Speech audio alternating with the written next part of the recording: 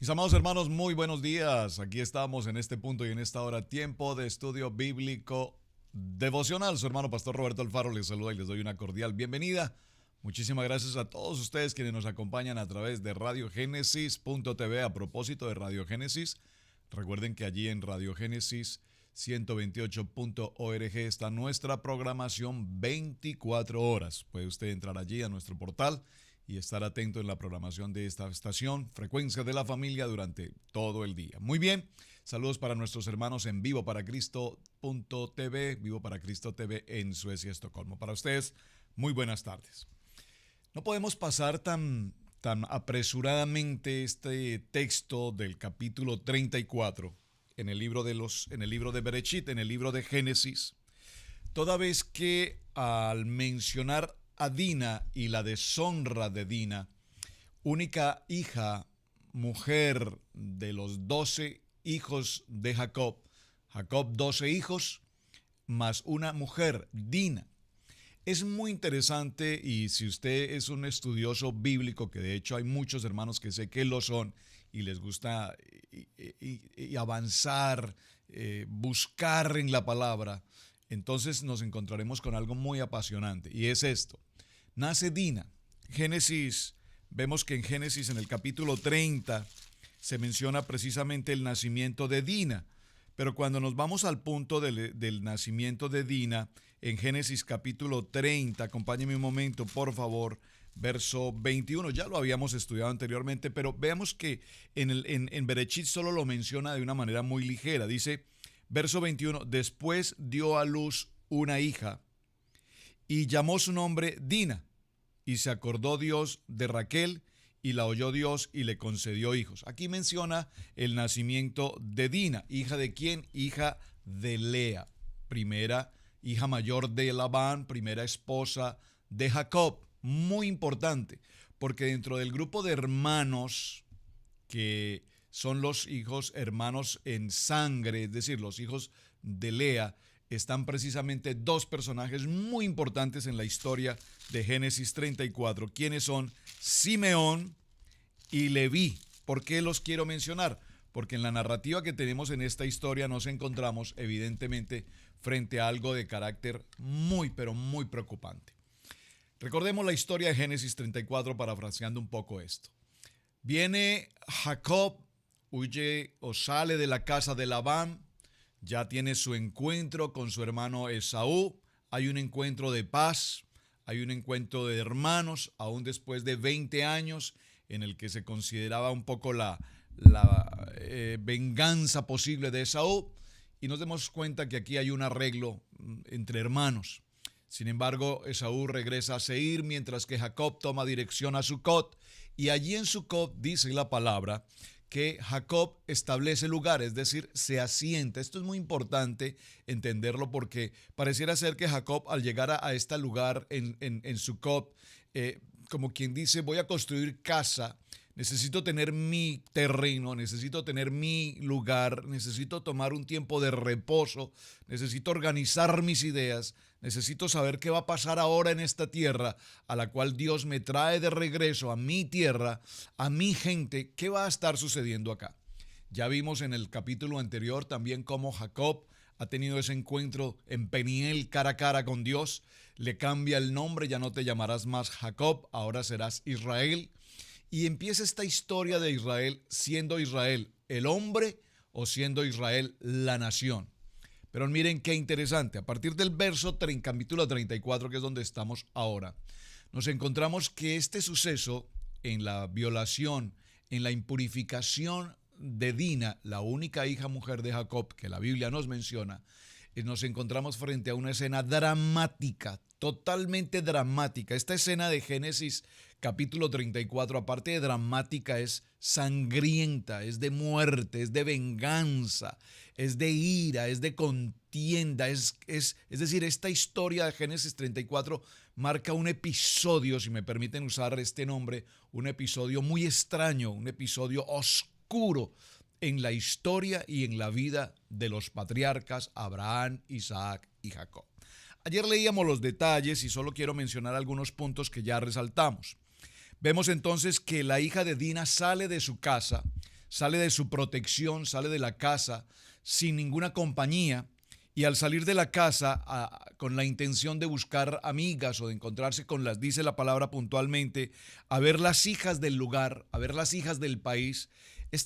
Podríamos considerar que es normal la salida de ella en el sentido de querer buscar amistades. Estamos hablando de que Dina es una niña aproximadamente entre 14 y 15 años. Y vemos cómo, estando allí, el verso 2 dice, y Siquén, hijo de Hamor heveo, príncipe de aquella tierra, y la tomó y se acostó con ella y la deshonró.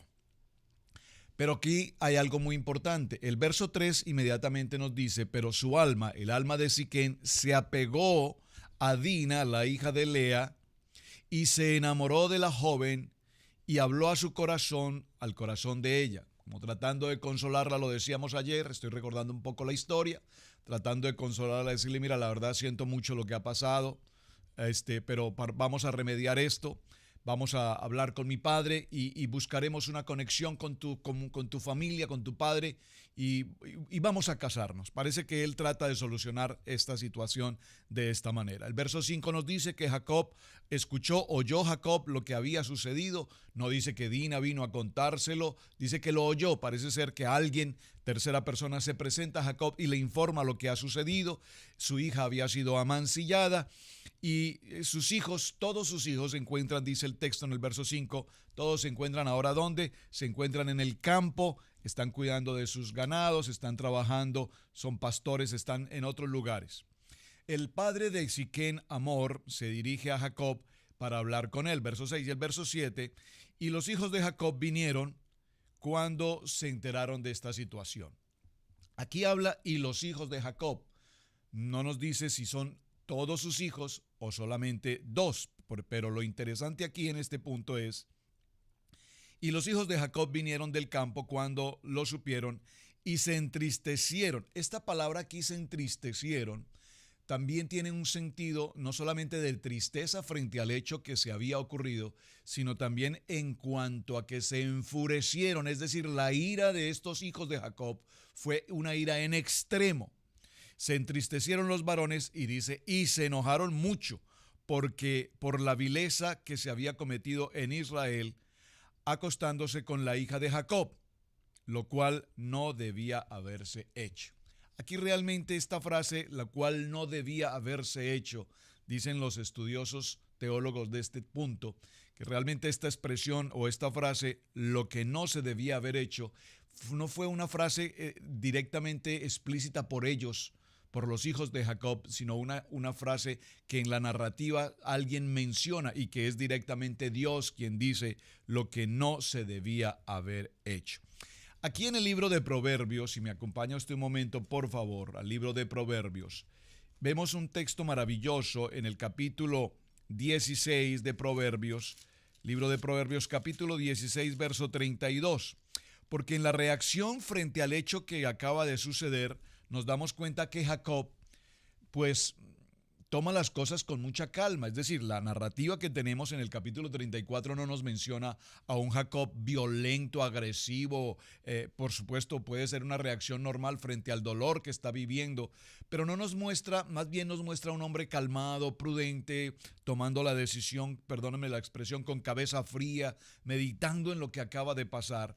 Y Proverbios capítulo 16, verso 32 nos da respuesta precisamente a esto que estamos tratando. Porque dice este texto, mejor es el que tarda en airarse que el fuerte. Qué interesante. Mejor es el que tarda en airarse que el fuerte, y el que se enseñorea de su espíritu que el que toma una ciudad. Entonces vemos a Jacob aparentemente muy tranquilo en el sentido de que puede estar muy adolorido, por supuesto, por la situación, pero a su vez maneja las cosas con mucha prudencia. Sin embargo, vemos que quienes toman la iniciativa, quienes toman la reunión, quienes toman el control de la conversación frente a Hamor y a Siquem han sido sus hijos. De tal manera que dice el verso 7, y los hijos de Jacob vinieron del campo, cuando lo supieron se entristecieron, se enojaron, y verso 8 dice, y Hamor habló con ellos. Observe que habló con ellos, se refiere a hablar con ellos estando Jacob presente, pero habló con sus hijos diciendo, el alma de mi hijo Siquem se ha pegado a vuestras hijas, os ruego que les deis por mujer. Aquí les deis por mujer, evidentemente recordemos que estamos frente a un grupo Siquem, frente a unos cananitas. Recordemos que en Génesis 24:36 o en Génesis 26 nos daremos cuenta que los patriarcas, si algo se habían ocupado, era de que sus hijos no tuviesen mujer cananita o conexión, vínculo familiar con los cananitas. Los cananitas, recordemos, venían de ser idólatras paganos, bajo una cultura totalmente libertina, usemos esa expresión, de tal manera que aquí la propuesta de amor frente a Jacob y a sus hijos, a sus hijos, de que tomasen una relación de matrimonio entre su hija Dina y Siquem, pues era una propuesta que contrariaba todo el principio de los patriarcas hasta este momento. ¿Cómo tomar una decisión frente a este punto? Entonces, dice el verso 9 que la propuesta incluía pues emparentarse con nosotros, dándonos a vuestras hijas y tomad vosotros las nuestras. Y habitad con nosotros porque la tierra estará delante de vosotros, morad y negociad con ella y tomad en ella posesión. Es decir, recordemos que Amor es el rey, el gobernante de esta región y les está ofreciendo a unos, comillas, extranjeros, les está ofreciendo la oportunidad de llegar a este lugar, permanecer allí, realizar negociaciones, comprar tierras, contratar matrimonios con sus mujeres y viceversa, ellos tomarían a sus mujeres y hacer familia y emparentar, dice la Biblia. Entonces Siquem también dijo al padre de Dina y a los hermanos de ella: halle yo gracia en vuestros ojos y daré lo que me dijeres. Ellos ofrecen lo que sea necesario, lo que sea, vamos a decir lo que es la dote, vamos a ofrecer lo que sea necesario, lo que ustedes me pidan, yo les daré.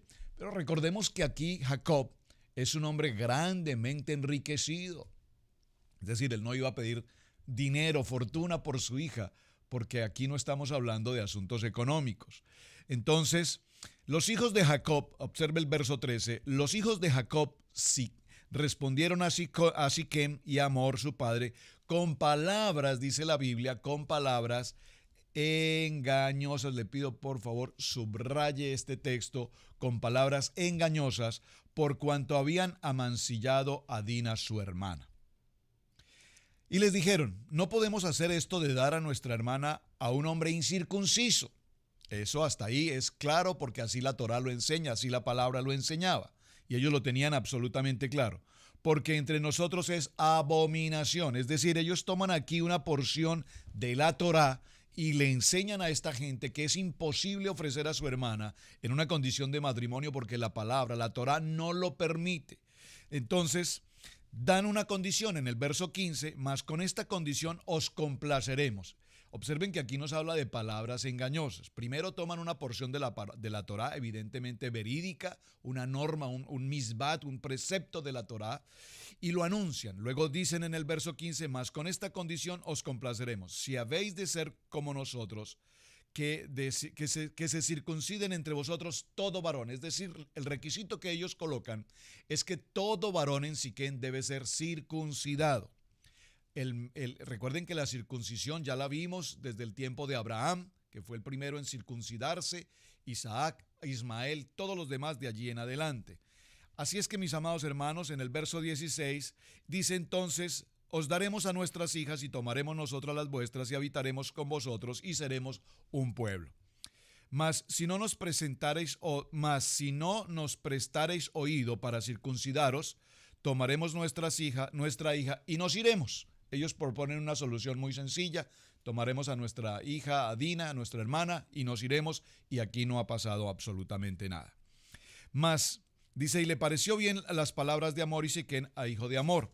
Entonces, para parafrasear un poco esta historia, y avanzamos, nos encontramos con que estos hombres, Hamor y Siquem, van a algo que es importante resaltar, a la puerta de la ciudad, y allí en la puerta de la ciudad le hablan a todos los hombres de la ciudad informándoles lo que acaban de acordar con el pueblo de Jacob, con el pueblo de Israel.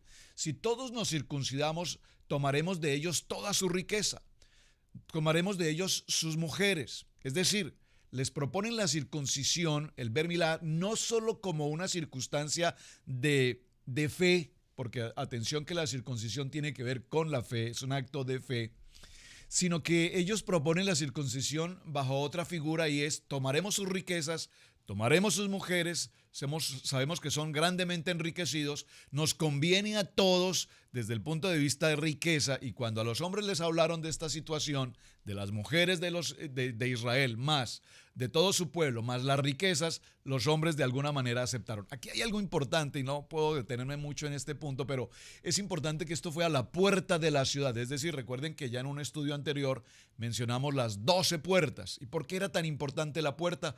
Porque en la puerta se tomaban las decisiones, en las puertas se hacían las proclamaciones, en la puerta estaban los jueces que determinaban el ingreso o no a una ciudad, en la puerta se hacían los anuncios.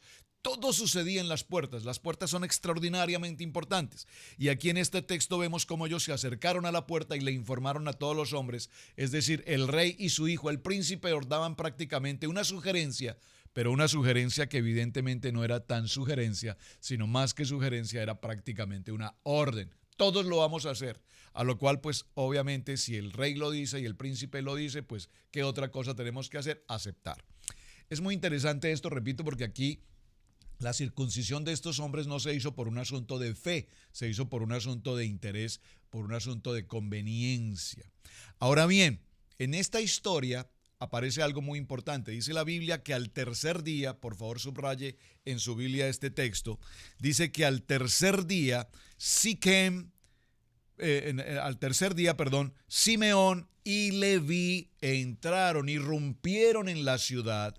Y esto es extraordinario porque dice la palabra que a filo de espada mataron a todos los varones que se encontraban en este lugar. Es decir, al tercer día después de la circuncisión, la circunstancia era muy difícil, su condición era débil, su condición era de inflamación, su condición era de fiebre, es decir, prácticamente estos hombres estaban en una forma, por así decirlo, impotente, de imposibilidad de defenderse, de tal manera que estos Simeón y Leví atacan y los matan a todos. Aquí la historia es muy interesante, toda vez que la pregunta que todos nos hacemos es: ¿cómo solo dos hombres, Simeón y Leví, ingresan a una ciudad con filo de espada, dice la Biblia, y matan a todos los hombres? No nos dice específicamente cuántos son todos, pero al decir todos nos menciona una ciudad y nos habla de muchos hombres.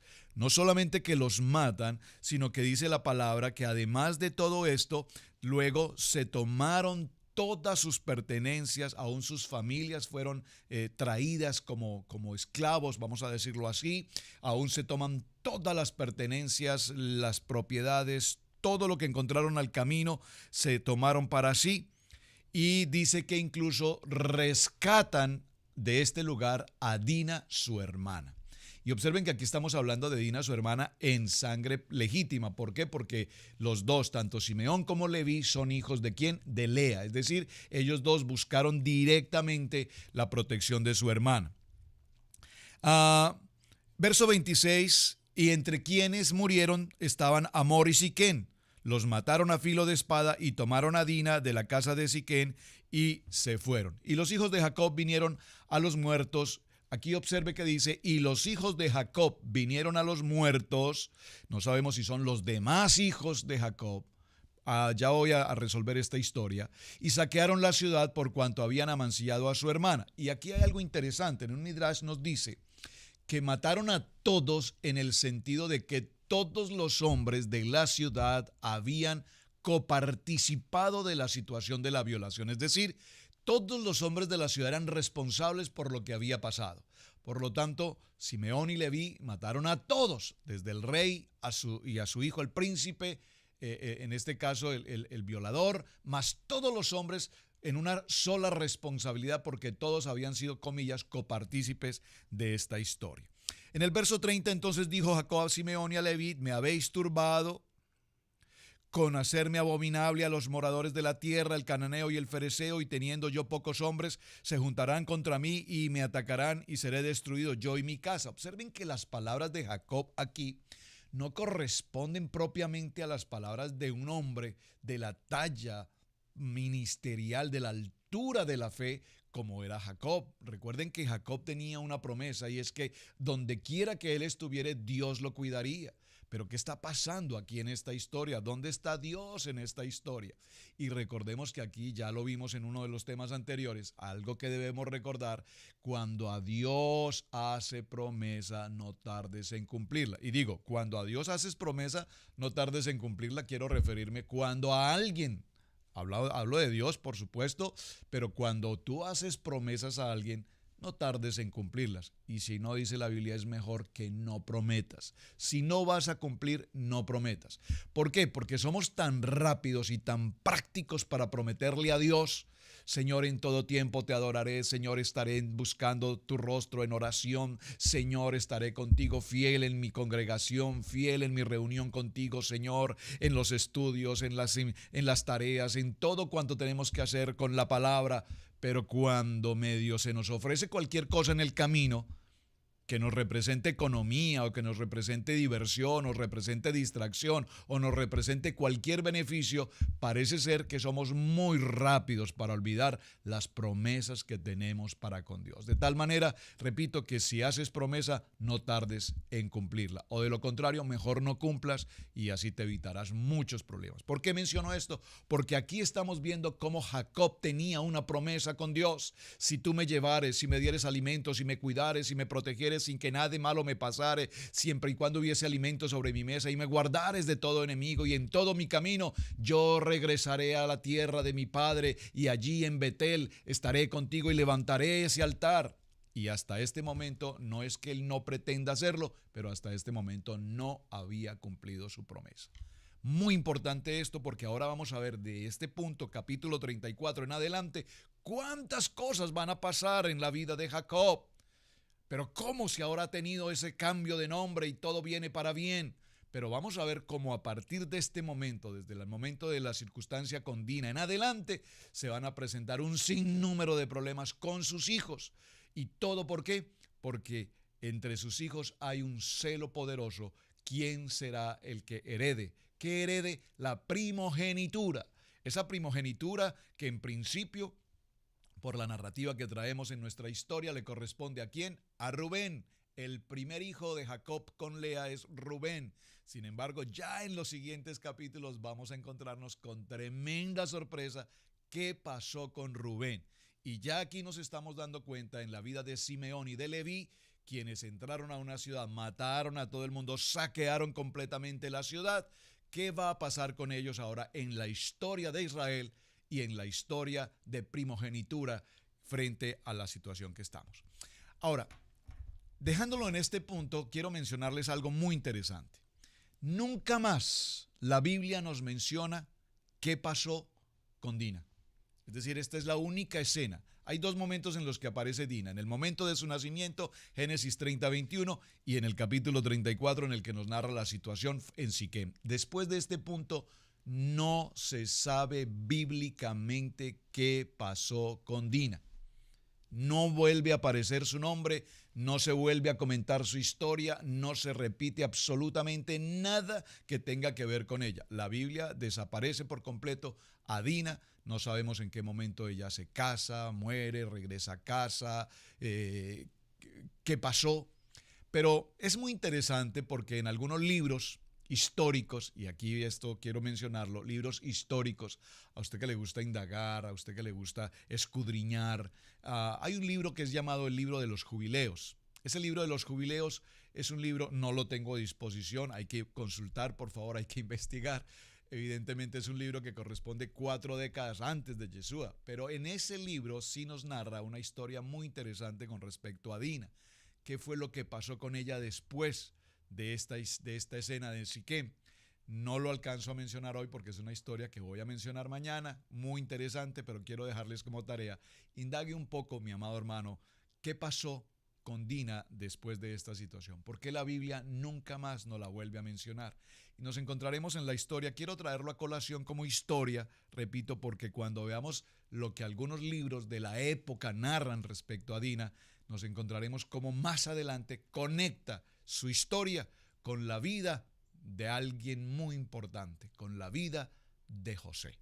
Así que, mis amados hermanos, estamos llegando al tiempo de nuestro espacio estudio bíblico devocional. Muchísimas gracias por compartir el mensaje. Muchísimas gracias a todos quienes nos escriben, nos hacen preguntas, nos hacen menciones, estudian, investigan, nos envían información. Excelente. Gracias porque podemos compartir de esta gran manera estudio bíblico devocional con un único propósito. ¿Cuál es? Amar la palabra, aprender la palabra y vivir la palabra. Su hermano pastor Roberto Alfaro les saluda. Un muy buen día. Bendiciones para todos. Shalom. Recuerden, ¿qué pasó con Dina? Será nuestro tema mañana. Vamos a salirnos un momento del contexto bíblico donde no nos habla de ella y veremos un aspecto histórico. Vamos a decirlo tal vez desde el punto de vista de los mitos de la cultura hebrea. ¿Qué pasó entonces con la vida interesante de la hija, única hija de Jacob? Bendiciones. Shalom. Un muy buen día.